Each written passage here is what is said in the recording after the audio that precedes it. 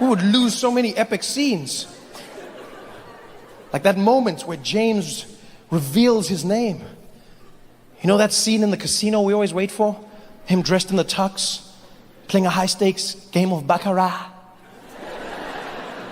You see Idris Elba walking over to the bartender now to place that iconic order.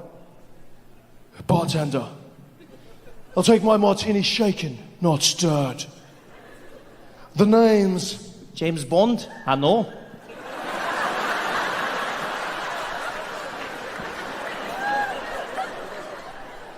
I'm sorry, mate. Have we met? No. I just heard there was a spy in town. Figured it was you. What gave me away? Is it the way I dress? Oh, there's just something about you. Something like what? You know.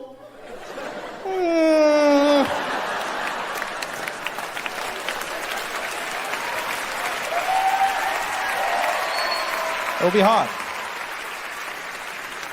Scotland was so much fun. Every day I was there, I felt like I was learning something new. I did learn something that I wish to share with you, and I hope you will not suffer the same ills I did. If you do go to Scotland and you are ever offered a drink, don't.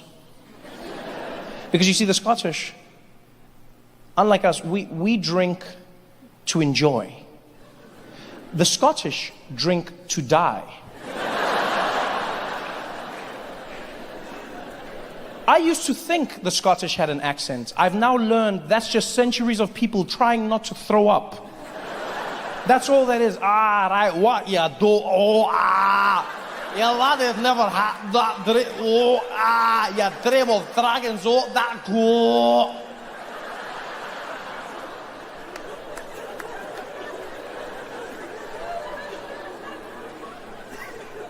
I made that mistake myself. I was doing shows in Edinburgh, and after one of the shows, I left the venue, and my friend Mick was waiting for me backstage, and he was like, "Oh, Trevor, how was your show?" I said, "It was really good. Mick, how was yours?" He's like, "Oh, not too bad, not too bad. You know what, me and the lads were going down to the pub, gonna grab a drink. You want to join us?" And I said, "No, I don't really drink, Mick. I'm just gonna go home." He's like, "Oh, it's not about drinking, right? We're just gonna hang out, right? Just grab a wee little drink." And that's where he got me. Scottish people do that so well. They're like, "Oh, wee little drink." It makes it sound harmless, doesn't it? "Oh, just a wee little drink." Sounds tiny. A wee little drink. Yeah, wee little. Nothing sounds dangerous like that. Yeah, what happened in Nagasaki? Oh, they dropped a wee nuclear bomb. Doesn't sound that bad. He was like, "A wee little drink." I was like, "Oh, you know what? Let's have a wee little drink." And so I joined him. And we went drinking. I don't remember. I do remember waking up the next day in my bed, partially dressed, shirt on the floor, pants still on, left shoe on, right shoe on the pillow beside me, and my head pounding, pounding, pounding. You know, you can hear your heart beating inside your head. And so I get up and I'm like, "Oh, I feel horrible." And as I stand up, I could feel the vomit coming. I could feel it. Yeah, I could feel it, just like, it did that thing. But I held it. I controlled that. Because if there's one thing you should know about me is I don't throw up, okay? Let's just get that straight right. I don't throw up. I control myself. When I see people throwing up, I'm like, "You're weak. Control yourself. You're weak. This is my body. This is my temple. I control it." The body tried. It was like, whoa. I was like, "No. No."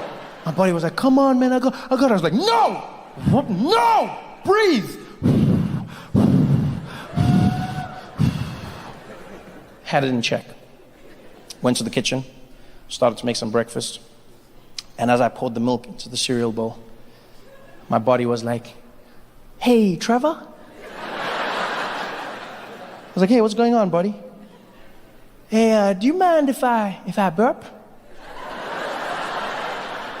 "Of course I don't mind if you burp, buddy. You burp all the time." "Yeah, because I'm going to burp right now. Just a standard everyday burp." I was like, "I don't know why you're warning me. You never warn me usually when you burp. You usually burp." "I just wanted to let you know it's just a burp. You don't have to worry about it." I was like, okay, well, go ahead and burp. He's like, okay, well, here it comes. And my body was like, burp, burp. Yeah, but then I caught it in my mouth. I caught it all in my mouth, though. And, oh, yeah, judge me. Judge me. The only reason you know the taste is because you're alcoholics. You're going to judge me. We've all done that before. And I'll have you know that's the classy thing to do. You catch it in your mouth so you can handle your business in the toilets. Caught it all in my mouth. I ran to the toilets. I threw up, and it was the worst feeling in the world. I don't even drink. Throwing up is now an added reason to not. And you know when you're throwing up, the worst part for me is the dry heaving. You know when you're done, everything is finished, but still, like that's when I know that humans aren't as evolved as we think we are. Because your body and your brain at that point are not, there's nothing left. There's nothing there, and still there's nothing there. There's not, and we're all in that position. It's not gracious. No one's looking cool. Everyone is there. Like you just like. Everyone is in that same position. There's no one who throws up in a cool fashion. No one's there like, oh. No one. Every single one of us. We're reduced to a pile of pain. Oh, it's finished. It's finished. It's been a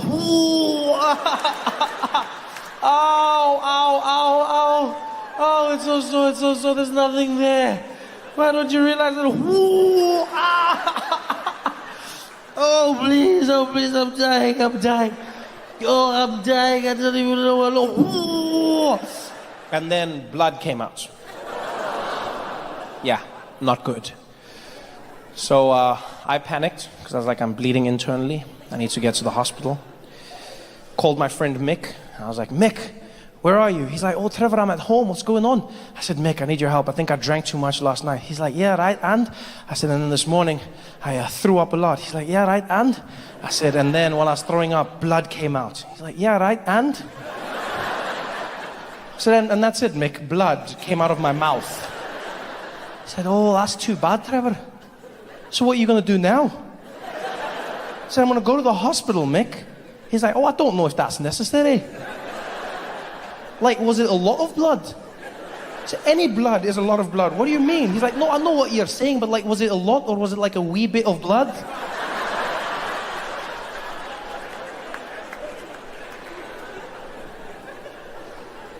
Mick didn't take me to the hospital. Instead, he decided to come over with some bananas and white bread. Forced me to eat that. And that night, I had another show. I was horrible. It was a bad show. And afterwards, I leave the venue. And who's standing outside waiting for me? My good friend, Mick. And he's like, Trevor, how was your show? I said, it was horrible, Mick. It was horrible. I thought I was going to die. He's like, oh, that's too bad. You want to go talk about it over a pint? I said, what, Mick? He's like, yeah, let's go grab a weed. I said, there's no weed, nothing here, my friend. There's no we ever again. He's like, what are you talking about? I said, Mick, I thought I was going to die. I'm not going to drink. He's like, don't be like that, Trevor. It's just one bad day. I was like, yeah, and I'd like to live to see another, Mick. I'm not going with you. He's like, oh, Trevor, don't be like... I'm like, don't be like what? He's like, don't be a pussy. And that's where he lost me. That is where he lost me. I understand what he was trying to do. Guys do it all the time. Hit you with the phrase, don't be a pussy. Yes. Because it implies weakness. Yeah? Do not be like the vagina. The vagina that is weak. Yes, yes. Don't be a pussy. The guys say that and then you do what they want. Don't be a pussy. Yeah, don't be a pussy because the pussy is weak. And yet, in my personal experience, I have found the pussy to be one of the strongest things I have ever come across in my life. Don't be a pussy? Have you ever come across a pussy? The vagina is one of the most powerful. You realize vaginas can start revolutions and end wars. You realize even on a physical level, the vagina is one of the strongest things that have ever existed. Virtually indestructible. Many men in this room, many men in this room have tales of how they once defeated the pussy.